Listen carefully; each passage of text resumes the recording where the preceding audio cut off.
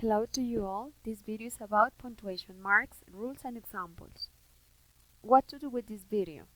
So you watch the video, pay attention to the different rules and examples on punctuation marks, read them and listen to them, then be pausing the video so that you can produce your own sentences. It is suggested that you relate some meaningful things about your daily life, people, situations, so that you gain certain significance to what you are doing. Don't forget to be piling the productions in the portfolio as an evidence of the preparation for class. The first punctuation mark to explore is commas. Let us consider the uses and the examples. Commas are used to separate three or more words, phrases, or clauses in a series. Example: practice will be held before school, in the afternoon and at night. So, series of words. Commas are used after an introductory dependent clause, a group of words before the subject of a sentence that do not form a complete sentence. Example: if your friends enjoy Chinese food, they will love this restaurant. So the final idea depends on the previous one and is generated from the previous idea. Commas are used to set off introductory words, introductory adverbial, participial, or infinitive phrases, and longer introductory prepositional phrases. Example: incidentally, I was not late this morning. We are separating a word. Hoping for a bigger fish, Rob spent 3 more hours fishing. So we are separating an entire phrase.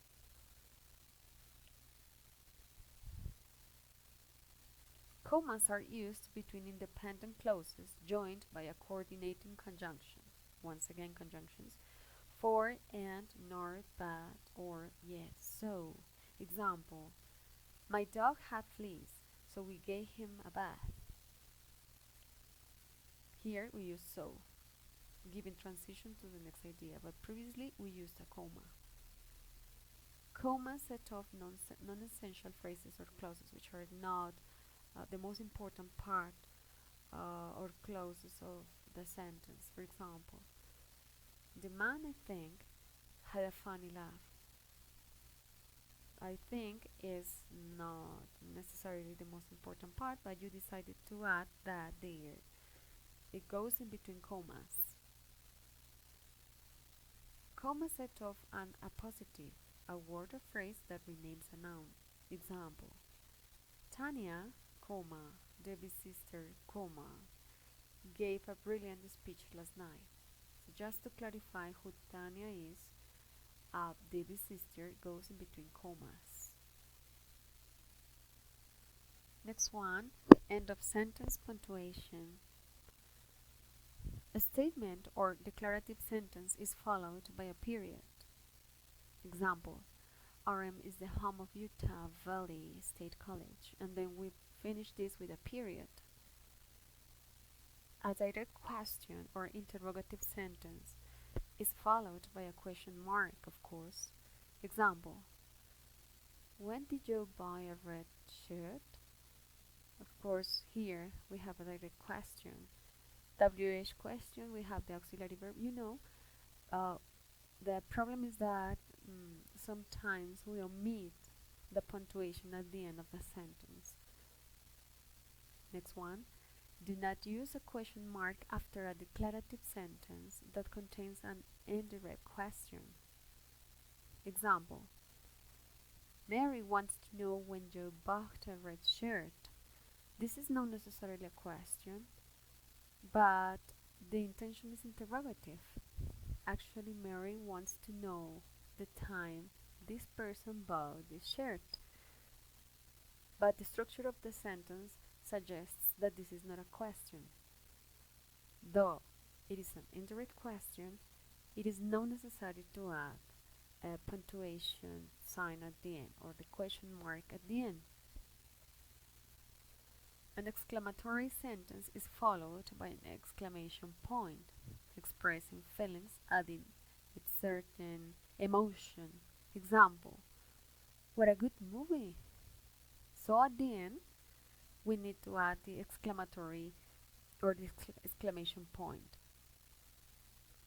Use exclamation marks sparingly because they cannot necessarily exaggerate sentences. For example, Monet was the most influential painter of his time.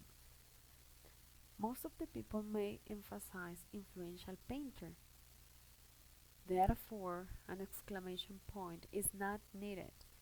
The intention here is to avoid exaggerations in the use of exclamation um, mark at the end. We always accompany the expressions with feelings, but we need to be selective whenever we decide to use the exclamation marks at the end. Now let us consider everything related to semicolons. Not in vain we have here this idea. Why are you crying? Why are you crying? Nobody understands me, says the colon to the semicolons. Because we tend to omit this punctuation mark. But let us see with clarity the uses and examples. First one, semicolons join independent clauses in a compound sentence if no coordinating conjunction is used. How come? Example, Michael seemed preoccupied. He answered our questions abruptly. So, this is a compound sentence having two clauses. But as we lack a conjunction in the middle, we need to add a semicolon in between, so that this idea complements the previous one. But not always we are going to have a transition word in the middle, but a semicolon. Okay, next one. Semicolons are used before a conjunctive adverb or transition word conjunction that joins the clauses of a compound sentence. Example, the emergency room was crowded, semicolon. However, comma, Warren was helped immediately. So, of course, this is a compound sentence. Two clauses, the first, the second. But in the middle we have a clause or a transition word. Therefore, before this, it is necessary to add a semicolon, the transition word, comma, and the second clause, which is giving an extension in details to the first idea or clause. Next one. Semicolons help avoid confusion in lists where there are already commas. How come? Example, we traveled to London, England, semicolon, Paris, France, semicolon, Berlin, Germany, semicolon, and Sofia, Bulgaria. So of course, these are connected and separated by a comma, but adding a different group which is connected, two words connected in the same category, let's say, before introducing the next pair, we need to use a semicolon, and the pair is separated with a comma.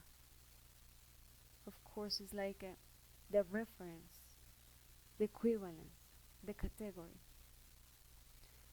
For the next one, we need a semicolon, and again separated with a comma, to finally have the final pair. But as this is the last example, we need to use the conjunction and to conclude the list.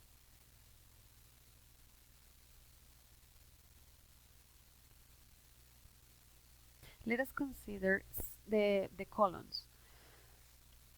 Colons come after the independent clause and before the word, phrase, sentence, quotation, or list it is introducing. Example: Joe has only one thing on his mind. Girls, introducing a word. Joe has only one thing on his mind. The girl next door, introducing a phrase. Joe has only one thing on his mind. He wants to go out with Linda, introducing a clause. And Joe has several things on his mind: his finals, his job, and Linda, introducing a list. Notice that here we don't have a verb in between the colons and the last word. This is to clarify the next rule.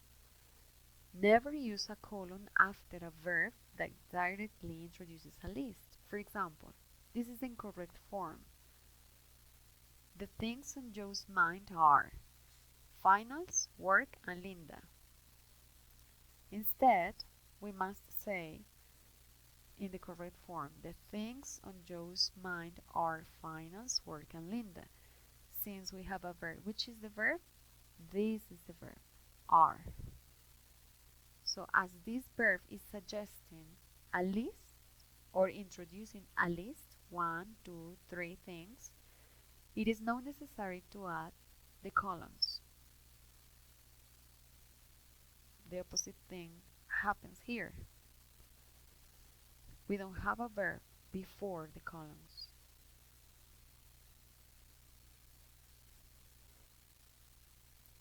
Now hyphen.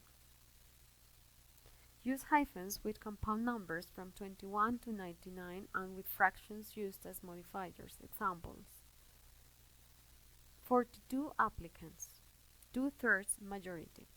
Here 2/3 is an adjective modifying majority. 3/4 empty. 3/4 is an adverb modifying empty. 2/3 of the voters. 2/3 is not being used as an adjective here because third is a noun being modified by 2. Use a hyphen with the prefixes ex, self, and all, with the suffix elect, and with all prefixes before proper noun or proper adjective. Example: all-star, ex-mayor, pro-Canadian, senator-elect. Anti-Semitic, non-European, self-control, self-image. Use hyphens if in a compound adjective only when it comes before the word it modifies. However, some compound adjectives are always hyphenated, such as well-balanced. Look up compound adjectives in the dictionary if you are unsure whether or not to hyphenate them. Example: a well-liked author, or which is an author who is well-liked. A world-renowned composer, which is a composer who is world-renowned. Now let us consider the dashes. The visual representation is longer than a hyphen. In the middle of a sentence, a dash can put special emphasis on a group of words or make them stand out from the rest of the sentence. For example, Linda Simpson's prescription for the economy, lower interest rates, higher employment, and less government spending, was rejected by the president's administration. It becomes Linda Simpson's prescription for the economy, which is about lower interest rates, higher employment, and less government spending, was rejected by the president's administration. So, in between the dashes, we have that particular set of words to which we are giving a special emphasis, so they can stand out uh,